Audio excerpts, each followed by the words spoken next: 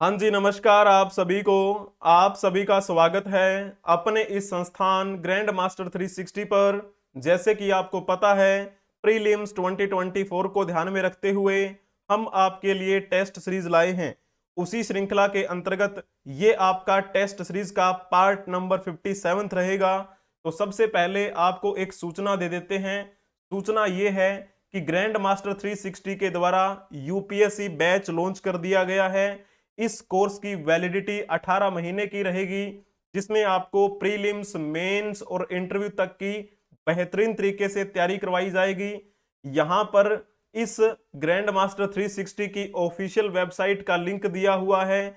इस लिंक के माध्यम से आप और भी ज्यादा जानकारी जुटा सकते हैं ग्रैंड मास्टर 360 के बारे में भी और इस यूपीएससी बैच के बारे में भी।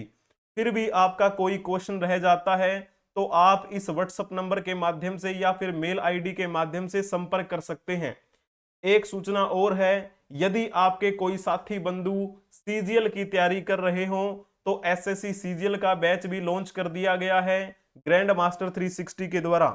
इस कोर्स की वैलिडिटी 10 महीने की रहेगी, जिसमें टायर 1 टायर 2 दोनों एग्जाम्स की बेहतरीन तरीके से तैयारी करवाई जाएगी। और व्हाट्सएप नंबर दिया गया है, मेल आईडी भी प्रोवाइड करवाई गई है।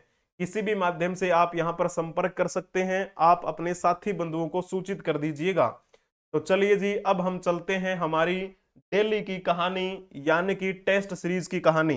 तो चलो, पहला क्वेश्चन आपकी स्क्रीन पर दिया गया है, बताने का प्रयास करेंगे। जैन धर्म के संदर्भ में निम्नलिखित कथनों पर विचार कीजिए। आपके सामने 3 कथन दिए गए हैं। तीनों कथनों में से आपको यह बताना है कि कौन सा कथन सत्य है। तो सबसे पहला जो कथन है उसके बारे में हम बात करते हैं। जैन धर्म के 24वें तीर्थंकर महावीर स्वामी मुख्यतः वाराणसी से संबंधित थे। क्या ये बात ठीक लिखी हुई है? क्या आप कहेंगे जी नहीं, ये बात तो गलत लिखी हुई है। जैन धर्म के 24वें तीर्थंकर महावीर स्वामी थे, ये बात तो ठीक लिखी हुई है। जब हम इनकी बात कर रहे होते हैं, इनका जन्म कहाँ पे हुआ था? इनका जन्म हुआ था कुंडग्राम में, ठीक है, जिसे हम कई बार क्या है, कुंडलपुर भी कह देते हैं। तो इनका जन्म तो कुंडलपुर में हुआ था। इनकी मृत्यु की बात कर रहे होते हैं तो इनकी मृत्यु कहाँ पे हुई थी? पावापुरी में। तो ठीक है, वाराणसी जो क्षेत्र है वो इनका क्षेत्र नहीं रहा, तो पावापुरी में इनकी मृत्यु हुई। वाराणसी किसका क्षेत्र रहा फिर? जब हम जैन धर्म में 23वें तीर्थंकर की बात कर रहे होते हैं, 23वें तीर्थंकर कौन थे? तो नाम आता है पार्श्वनाथ जी का। पार्श्वनाथ जी जैन धर्म में 23वें तीर्थंकर थे, उनका संबंध था वाराणसी से। तो ये पॉइंट कवर हो गया। पहला पॉइंट जो है वो आपका गलत लिखा हुआ है। जब हम बात कर रहे होते हैं पार्श्वनाथ जी के बारे में, इनका सिंबल क्या रहा? इनका सिंबल था सर्प, है ना। वहीं जब हम महावीर स्वामी की बात कर रहे होते हैं, इनका सिंबल क्या है? इनका सिंबल है सिंह। तो जब हम जैन परंपरा की बात कर रहे होते हैं, इस जैन परंपरा में कुल कितने तीर्थंकर हुए? कुल इसमें 24 तीर्थंकर हुए। और पहले तीर्थंकर के बारे में अगर कहा जाए तो किसका नाम आता है? ऋषभदेव का नाम आता है, जिनका वर्णन हमें ऋग्वेद में भी मिलता है। यही जैन धर्म के संस्थापक थे, यही जैन धर्म के पहले तीर्थंकर भी रहे। जब हम बात कर रहे होते हैं 24वें तीर्थंकर यानी कि अंतिम तीर्थंकर की, वो कौन है? तो वो हैं महावीर स्वामी। महावीर स्वामी को जैन धर्म का अंतिम तीर्थंकर भी कहा जाता है, 24वां तीर्थंकर भी आप कहेंगे, और इन्हीं को जैन धर्म का वास्तविक संस्थापक कहा जाता है। फिर चलो दूसरे पॉइंट के बारे में बात करते हैं। महावीर स्वामी को रिजुपालिका नदी के तट पर ज्ञान की प्राप्ति हुई। क्या ये बात ठीक लिखी हुई है? क्या आप कहेंगे जी हाँ, ये बात बिल्कुल ठीक लिखी हुई है। महावीर स्वामी को रिजुपालिका नदी के किनारे ज्ञान की प्राप्ति हुई थी। वहीं जब हम महात्मा बुद्ध की बात कर रहे होते हैं तो महात्मा बुद्ध को निरंजना नदी के किनारे ज्ञान की प्राप्ति हुई थी। ठीक है ना। तो दूसरा पॉइंट ठीक है। तीसरा पॉइंट देखने का प्रयास करेंगे। आरंभिक जैन साहित्य अर्धमागधी भाषा में लिखे गए, ये बात भी बिल्कुल ठीक लिखी हुई है। जब हम जैन साहित्य के बारे में बात करते हैं तो शुरुआती जैन साहित्य अर्धमागधी भाषा में लिखा गया। वहीं जब हम बुद्धिज्म साहित्य की बात कर रहे होते हैं तो वो शुरुआती दौर में पाली भाषा में लिखा गया था। इस प्रकार हमें बातें जो हैं वो थोड़ी ध्यान में रखनी है जैन धर्म से संबंधित। तो दूसरा और तीसरा जिन्होंने लिखा होगा, यानी कि सी ऑप्शन जिन्होंने टिक किया है, उनका बिल्कुल ठीक रहेगा। बहुत ही बढ़िया, अति उत्तम। अब इस जैन परंपरा में जो जीवन का अंतिम उद्देश्य क्या है, ठीक है, जिस प्रकार हम बात करते हैं बुद्धिज्म परंपरा में, उसमें शब्द यूज किया जाता है निर्वाण, उसी प्रकार से जैन साहित्य में एक शब्द यूज किया जाता है केवल्य। ठीक है ना। तो इस प्रकार हमें बातें ध्यान में रखनी है। और मूल रूप से इसमें कितने सिद्धांत हैं, तो इनमें जैसे 4 सिद्धांत दिए थे 23वें तीर्थंकर पार्श्वनाथ जी ने। जैसे पहला है अहिंसा, जो सबसे मोस्ट इंपोर्टेंट रहता है जैन धर्म में। अहिंसा यानी कि हिंसा नहीं करनी, कभी लड़ाई झगड़ा नहीं करना, अहिंसा। फिर दूसरा इन्होंने क्या दिया, सत्य, यानी सदा सच बोलना है, झूठ नहीं बोलना। फिर आता है तीसरा असत्य, और चौथा है अप्रियग्रह, कभी भी चोरी नहीं करनी, कभी भी धन का संग्रहण नहीं करना। ये 4 सत्य किसने दिए थे, यानी सिद्धांत किसने दिए थे, वो नाम आता है 23वें तीर्थंकर पार्श्वनाथ जी का। पांचवा एक इन्होंने व्रत दिया था, पांचवा सिद्धांत जिन्होंने दिया उनका नाम था महावीर स्वामी। इन्होंने कौन सा दिया था, तो इन्होंने दिया था ब्रह्मचर्य। तो ब्रह्मचर्य का पालन करना चाहिए, ये किसने कहा, महावीर स्वामी ने कहा। ठीक है, तो ये पॉइंट आपके कवर हुए, बहुत बढ़िया। अब चलो नेक्स्ट क्वेश्चन के बारे में बताने का प्रयास करेंगे। भारत का राष्ट्रीय पंचांग किस वर्ष लागू किया गया था, आपके सामने 4 ऑप्शन दिए गए हैं, बताने का प्रयास करेंगे। तो जिन्होंने इसमें ऑप्शन टिक किया होगा 22 मार्च 1957, उनका बिल्कुल ठीक रहेगा। जब हम बात कर रहे होते हैं हमारे भारत के राष्ट्रीय पंचांग की, तो आपको पता है हमारा भारत का राष्ट्रीय पंचांग कौन सा है, तो हम शक संवत को राष्ट्रीय पंचांग के रूप में स्वीकार करते हैं। हमने स्वीकार किया 22 मार्च 1957 को। इस शक संवत की बात करें तो इसकी शुरुआत कब हुई थी, 78 ईस्वी में इसकी शुरुआत हुई। तो जब हम बात करते हैं इस शक संवत की शुरुआत करने वाले व्यक्ति कौन थे, तो आपको पता है कुषाण वंश के बारे में। कुषाण वंश के एक सबसे शक्तिशाली राजा हुए थे, ठीक है ना, सबसे शक्तिशाली सम्राट, क्या नाम आता है, सम्राट कनिष्क का। तो सम्राट कनिष्क ने इसकी शुरुआत की थी 78 ईस्वी में शक संवत की। तो ये पॉइंट कवर हो गया। इनसे संबंधित और भी बातें अगर हम जानने का प्रयास करें सम्राट कनिष्क के बारे में, सम्राट कनिष्क के समय में 78 ईस्वी में ही चौथी बौद्ध संगीति का आयोजन किया गया। चौथी बौद्ध संगीति का आयोजन सम्राट कनिष्क के सानिध्य में कुंडलवन कश्मीर में 78 ईस्वी में संपन्न हुआ। इस चौथी बौद्ध संगीति में अध्यक्ष की भूमिका कौन निभा रहे थे, तो नाम आता है वसुमित्र का। और वसुमित्र बुद्धिज्म के अच्छे विद्वान व्यक्ति थे और एक अच्छे राइटर भी थे। इनके द्वारा लिखी गई रचना का नाम क्या है, तो नाम आता है महाविभास सूत्र। उसी प्रकार इस चौथी बौद्ध संगीति में उपाध्यक्ष की भूमिका निभा रहे थे अशव घोष। अशव घोष भी अच्छे राइटर थे। उनके द्वारा 2 रचनाएं बड़ी प्रसिद्ध है, एक का नाम था सूत्रालंकार, दूसरी रचना का नाम है बुद्ध चरितम। बुद्ध चरितम, बुद्ध प्लस में चरितम, यानी कि महात्मा बुद्ध के चरित्र का वर्णन किया गया है, जिसमें इसे बौद्धों की रामायण के नाम से जाना जाता है। किसने लिखी थी, अशव घोष ने। तो ये 78 ईस्वी में चौथी बौद्ध संगीति का आयोजन सम्राट कनिष्क के समय में किया गया। इसी चौथी बौद्ध संगीति में बुद्धिज्म 2 भागों में बंट गया था, हीनयान और महायान। तो ये पॉइंट आपको कवर करना है। 78 ईस्वी में ही क्या हुआ था, कहा जाता है कि सम्राट कनिष्क का राज्याभिषेक हुआ। ठीक है, तो ये पॉइंट भी आपका कवर हो गया। 78 ईस्वी में ही राज्याभिषेक हुआ और 78 ईस्वी में ही इन्होंने क्या किया था, शक संवत की शुरुआत की। शक संवत की शुरुआत, तो जैसे हम शक संवत की बात करते हैं वर्तमान की दृष्टि से कौन सा चल रहा है, तो जैसे वर्तमान में ग्रिगोरियन कैलेंडर के अनुसार 2024 चल रहा है। और जैसे बात करें शक संवत की, तो 78 इसमें से आप क्या करेंगे, माइनस कर देंगे। 8 और 6 14, यहां पर 1 बच गया, और 7 और 4 11, ठीक है, यानी कि 1946 अभी शक संवत चल रहा है। तो ये भी आपका क्या है, एक बार ऐसे इस तरह से क्वेश्चन यूपीएससी में पूछा गया था डिटेल में। तो ठीक है, आपको ये पॉइंट ध्यान में रखना है, गलती बिल्कुल भी नहीं करनी इसमें। चलिए जी, अब आप नेक्स्ट क्वेश्चन के बारे में बताने का प्रयास करेंगे। ए ओ हयूम के संबंध में निम्नलिखित में से कौन सा कथन सत्य नहीं है? जो कथन सत्य नहीं है वो आपको टिक करना है, जल्दी से आप बताने का प्रयास करेंगे इनमें से कौन सा कथन गलत है। तो सबसे पहला पॉइंट देखिए, उन्होंने 2 बार कांग्रेस के वार्षिक अधिवेशन की अध्यक्षता की। ये पहला ही जो कथन है वही हम टिक कर देंगे, क्योंकि ये गलत लिखा हुआ है, ये सत्य नहीं है। बाकी जो 3 पॉइंट हैं वो ठीक लिखे हुए हैं। उन्होंने भारतीय राष्ट्रीय कांग्रेस की स्थापना की थी, तो जैसे बात करते हैं ये कथन ठीक लिखा हुआ है।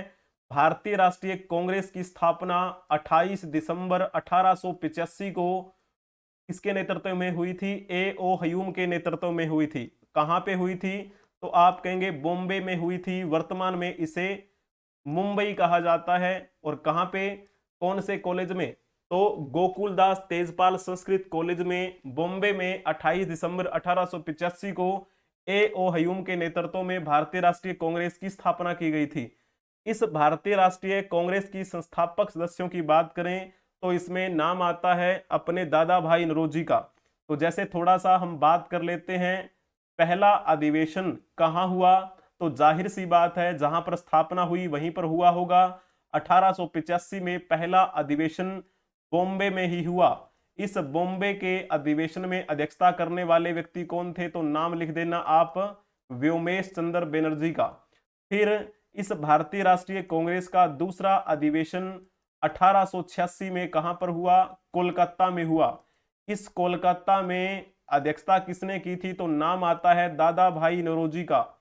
दादा भाई नौरोजी, जिन्हें हम grand old man of India के नाम से जानते हैं, इन्होंने 1906 में भी भारतीय राष्ट्रीय कांग्रेस के कोलकाता अधिवेशन में अध्यक्षता की थी। इनको grand old man of India के नाम से जाना जाता है। इन्होंने एक पुस्तक लिखी थी, poverty and un British rule in India.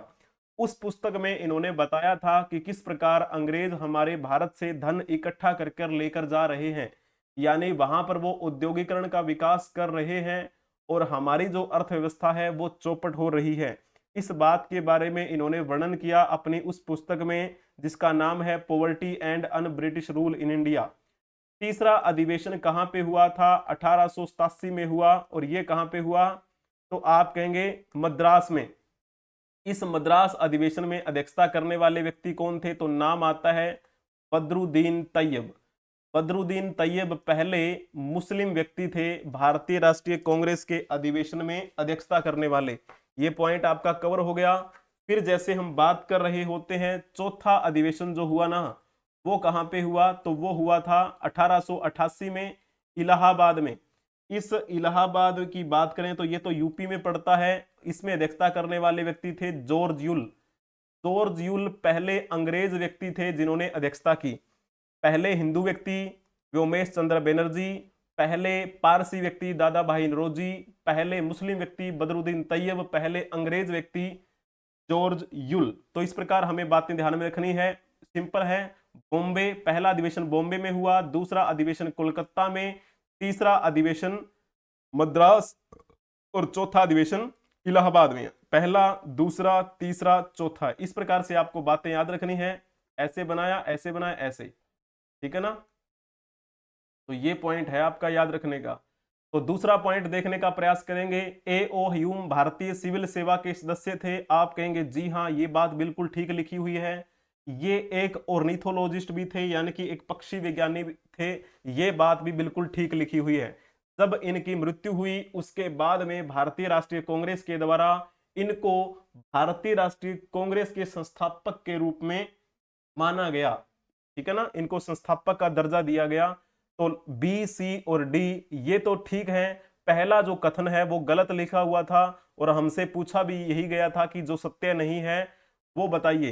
तो चलो जी, बहुत बढ़िया, जिन्होंने ए ऑप्शन टिक किया था अति उत्तम। अब आप नेक्स्ट क्वेश्चन के बारे में बताने का प्रयास करेंगे। प्राचीन भारतीय साहित्य के संदर्भ में निम्नलिखित कथनों पर विचार कीजिए। और बताइएगा इनमें से कौन सा या फिर कौन से कथन सत्य हैं। तो जल्दी से बताने का भरसक प्रयास करेंगे आप सभी। सत्यमेव जयते कथन मूलतः मुंडक उपनिषद से लिया गया है, ये बात तो बिल्कुल ठीक लिखी हुई है। कई बार आपको इसका क्या है, यहां पर संधि विच्छेद के रूप में वर्णन मिलेगा, जैसे मुंडक उपनिषद। कई बार ये मुंडको उपनिषद भी लिखा होता है।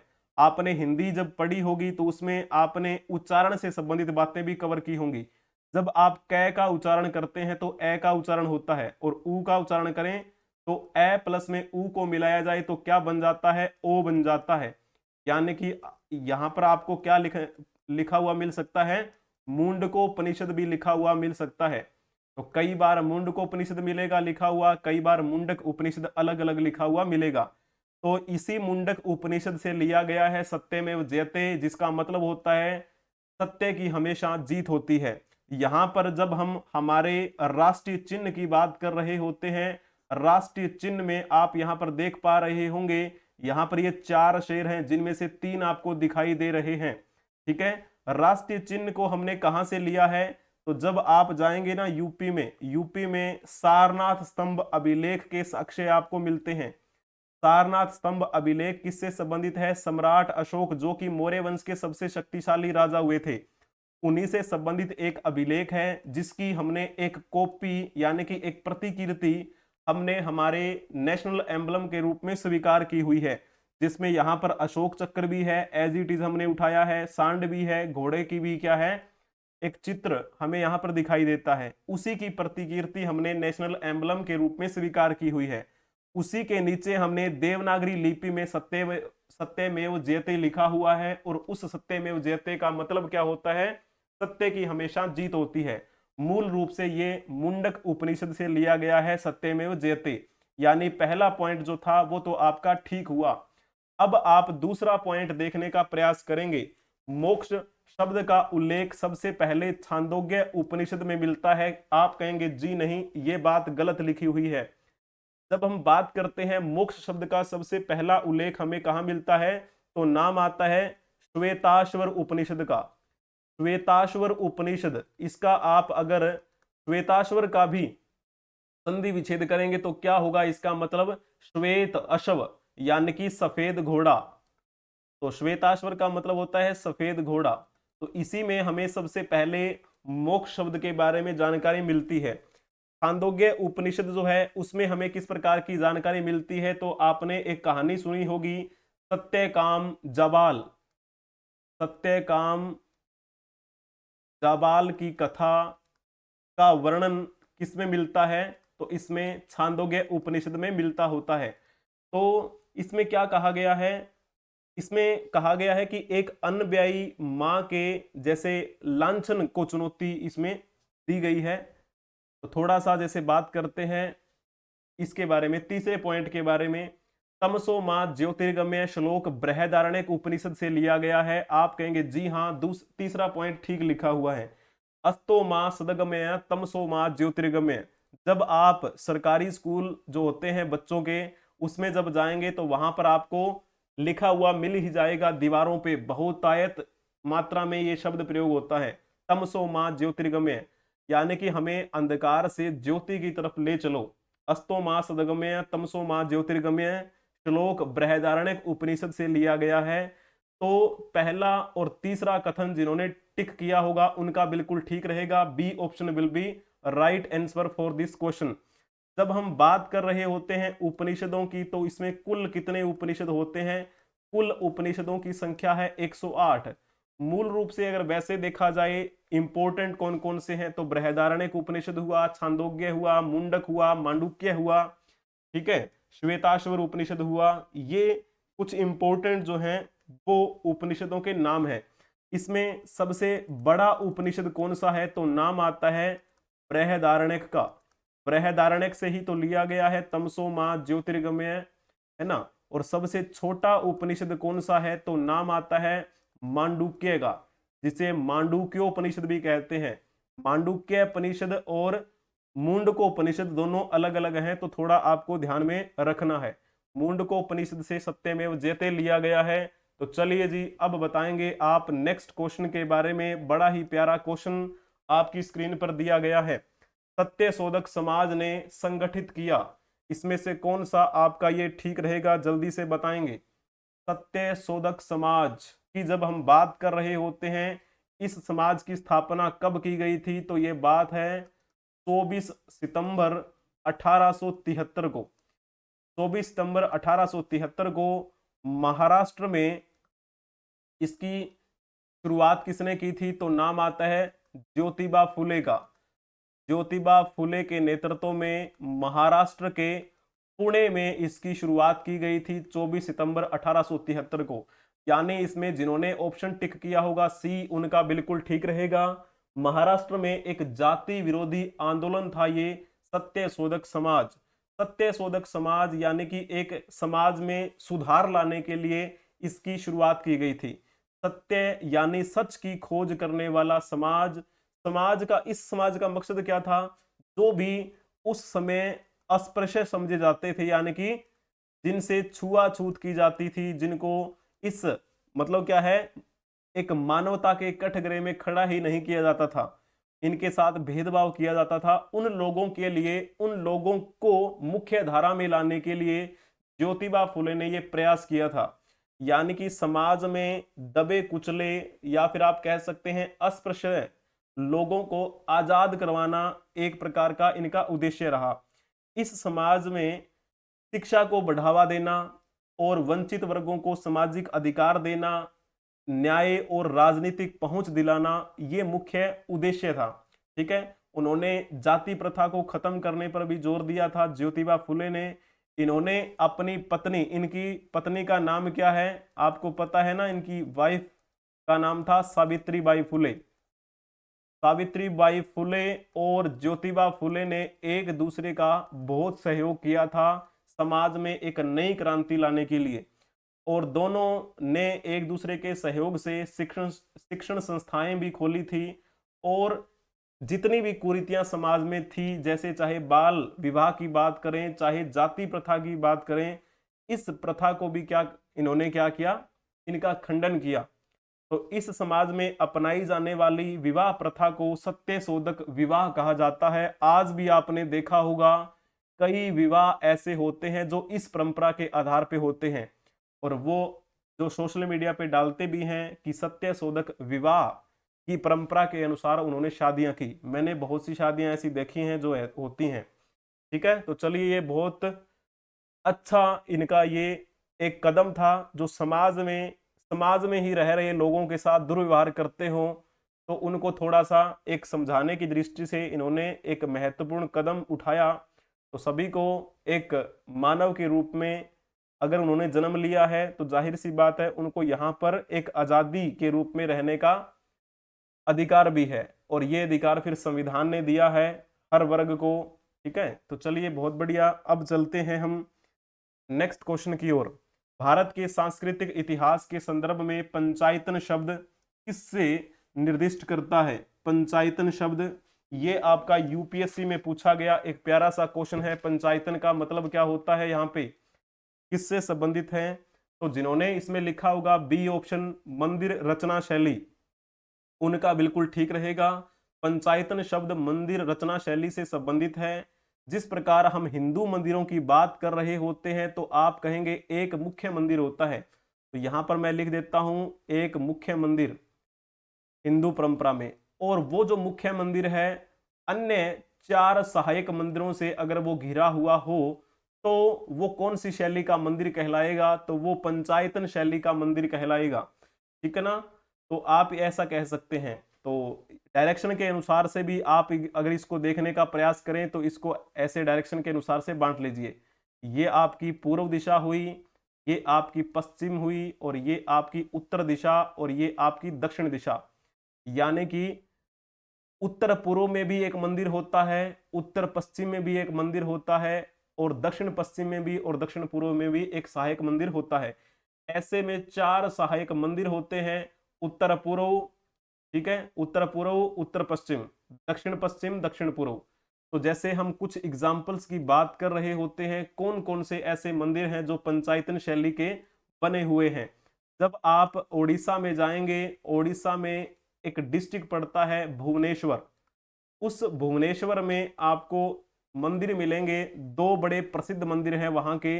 जैसे एक मंदिर का नाम आता है ब्रह्मेश्वर मंदिर।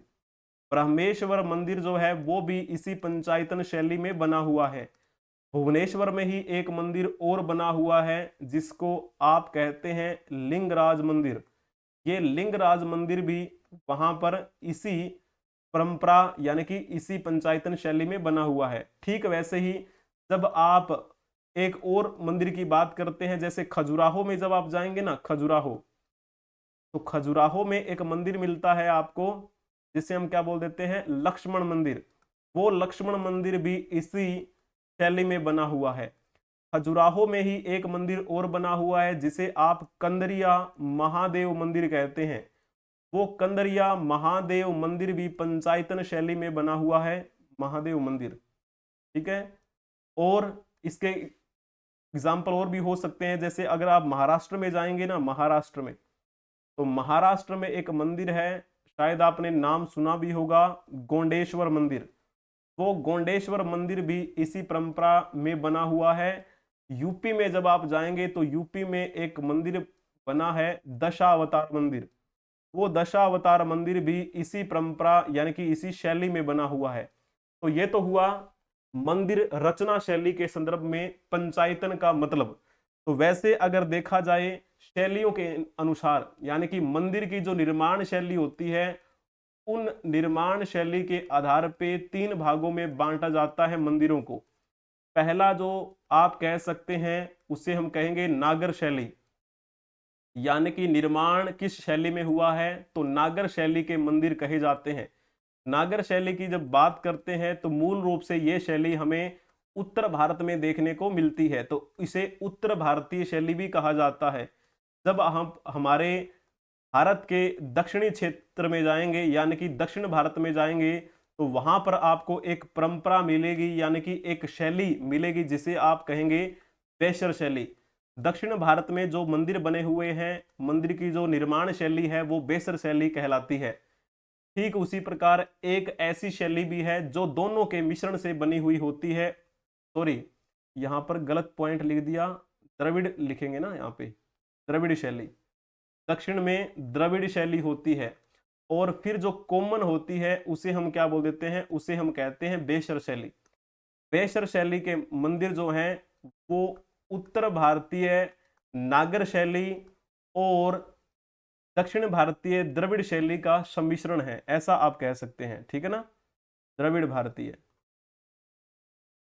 द्रविड़ और नागर, ये पॉइंट आपको ध्यान में रखना है। बहुत ही बढ़िया।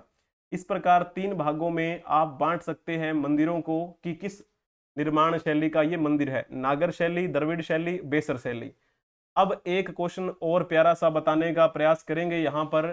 कोपेनहेगन संग्रहालय की सामग्री से पाषाण, कांस्य और लौह युग का त्रियुगीन विभाजन किसने किया था?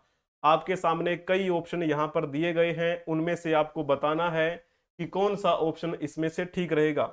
जिन्होंने लिखा होगा ऑप्शन ए, उनका बिल्कुल ठीक रहेगा। पूरा नाम अगर लिखा जाए, sir Christian Jorgensen Thomsen, Christian Jorgensen Thomsen नाम के एक व्यक्ति हुए। उन्होंने क्या किया, उन्होंने कोपेनहेगन संग्रहालय में स्टडी की और वहां पर स्टडी के दौरान मटेरियल्स के आधार पे इतिहास का वर्गीकरण कर दिया तीन भागों में। तो जैसे बात करते हैं कोपेनहेगन संग्रहालय, ये जो कोपेनहेगन है वो कहाँ की राजधानी है, तो आप कहेंगे डेनमार्क की राजधानी है कोपेनहेगन। तो डेनमार्क की राजधानी कोपेनहेगन में एक संग्रहालय बना हुआ है जिसे हम कोपेनहेगन संग्रहालय के नाम से जानते हैं। वहीं पर इन्होंने स्टडी की थी और इतिहास को तीन भागों में बांट दिया। तो इतिहास का वर्गीकरण तीन भागों में मटेरियल्स के आधार पे किसने किया, तो नाम लिख देना आप क्रिश्चियन जोर्गेनसन थॉमसन का। तो पहला भाग क्या बताया, पाषाण काल, यानी कि एक ऐसा काल जिस काल में मनुष्य पत्थरों से उपकरण बनाया करता था, यानी कि पत्थर ही पत्थर हुआ करते थे। जितने भी इंस्ट्रूमेंट हमें मिलते हैं वो पत्थरों से बने हुए दिखाई देते हैं। इसे क्या नाम दिया गया, इसे नाम दिया गया स्टोन एज। ठीक है, फिर जैसे बात कर रहे होते हैं पाषाण काल के बाद में दूसरा काल कौन सा आता है, इसे कांस्य काल कहा गया। कांस्य काल जो है उसको इंग्लिश में क्या बोलेंगे, ब्रोंज एज। इस ब्रोंज एज में हम बेसिकली किसकी बात कर रहे होते हैं, इंडस वैली सिविलाइजेशन के बारे में बात कर रहे होते हैं। यानी सिंधु घाटी सभ्यता जो है वो हमें इसमें दिखाई देती है। ठीक है, सिंधु घाटी सभ्यता कांस्य युगीन सभ्यता कहलाती है, क्योंकि उस काल की जितने भी लोगों की हम बात करें, उस काल में लोगों को कांसा बनाने की जो एक पद्धति होती है वो मालूम थी। तीसरा पॉइंट देखेंगे तो आप कहेंगे लो काल, यानी इसे इंग्लिश में क्या कहा जाएगा, इसमें आप कहेंगे आयरन एज। तो ऐसा टाइम पीरियड जब से आयरन का प्रयोग होने लग गया था, जब से लोहे का हमें साक्ष्य मिलता है, तो वो जो टाइम पीरियड था उसे हम लो काल कह देते हैं। तो इस प्रकार वर्गीकरण किया था इतिहास का किसने, क्रिश्चियन जॉर्गेनसन थॉमसन ने। डिटेल में क्लास करनी है तो आपको इस विषय में, जैसे हमें किस टाइम पीरियड में हमें लिपि के साक्ष्य मिलते हैं, किसमें हमें लिपि के साक्ष्य नहीं मिलते, किसमें हमें लिपि के साक्ष्य तो मिलते हैं लेकिन हम पढ़ नहीं पाए, सारी की सारी विस्तार से मैंने क्लासेस ली हुई हैं। आप एक बार सर्च कर लीजिएगा विजय भारत सर, सिंपल सर्च करेंगे तो भी आपको मिल जाएगी क्लासेस। ठीक है ना। तो यही थे वो क्रिश्चियन जॉर्गेनसन थॉमसन। अब एक सूचना आपको दे देते हैं, ग्रैंड मास्टर 360 के द्वारा यूपीएससी बैच लॉन्च कर दिया गया है। इस कोर्स की वैलिडिटी 18 महीने की रहेगी, जिसमें प्रीलिम्स, मेंस और इंटरव्यू तक की बेहतरीन तरीके से तैयारी करवाई जाएगी। यहाँ पर व्हाट्सअप नंबर भी दिया गया है, इस व्हाट्सअप नंबर के माध्यम से आप संपर्क कर सकते हैं। मेल आईडी भी प्रोवाइड करवाई गई है। अगर आपको इस यूपीएससी बैच के बारे में या फिर ग्रैंड मास्टर 360 के बारे में और ज्यादा जानकारी हासिल करनी हो तो आप ग्रैंड मास्टर 360 की ऑफिशियल वेबसाइट पर विजिट कर लीजिएगा, grandmaster360.com। ठीक है, तो चलो बहुत बहुत धन्यवाद आप सभी का बने रहने के लिए। हम मिलेंगे नेक्स्ट क्लास में, तब तक के लिए आप हंसते रहें, मुस्कुराते रहें, खेलते रहें और पढ़ते रहें। जय हिंद, जय भारत, वंदे मातरम।